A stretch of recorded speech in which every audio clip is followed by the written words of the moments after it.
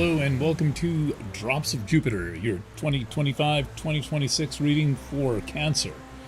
And Cancer Rising, I'm Eric Francis Coppolino, your astrologer for the next hour or so. Thank you for joining me. Thank you for purchasing this reading. And I am here with some astrology for you. So let's get busy. First things first, I think it's important to account for some factors of the recent past. The most important one that we could account for, and I've talked about this in The Awakening, the 2025 annual edition, and other readings, probably last year's birthday reading, astrology studio reading, is that you have very recently, as of I think November, ended one of the most difficult transits that can happen, which is Pluto going through your seventh house. So this is the Cancer solar chart. I know it looks there's not very much in there given compared to one of my charts. Maybe we'll add some more stuff, but really I am going to be working with the big movements of the large and slow moving planets, all of which are included in here. So the way a chart works is that your sign, whatever that might be, in this case Cancer, is the first house in this kind of astrology. So there's always got to be a reference point, and for the sign Cancer, it's going to be the sign Cancer, and that puts Capricorn on the 7th. And since way back in 2008.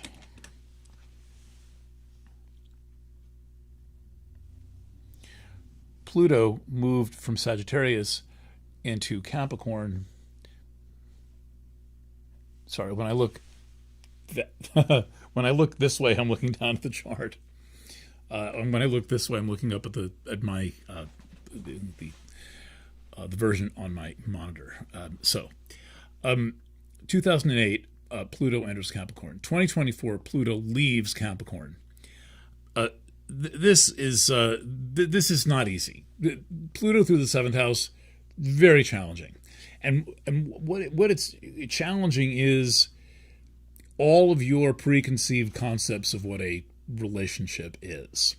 Now, inherent in the setup of the sign Cancer is the this sign that's connected with the moon, which cycles and which changes frequently, and it's more grounded in feelings and emotions. And then across the dial is, in your relationship house, is Capricorn, which inherently is based on and depends upon structure.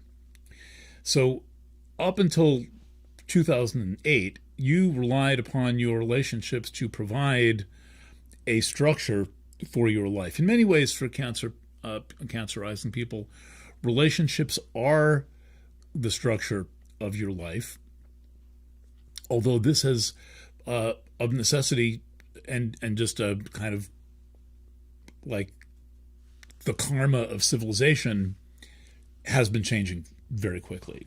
And what went on through this whole run of Pluto through Capricorn was kind of like this demolition derby that begins when the World Trade Center gets knocked down with Pluto in mid-Sag and Saturn in mid-Gemini.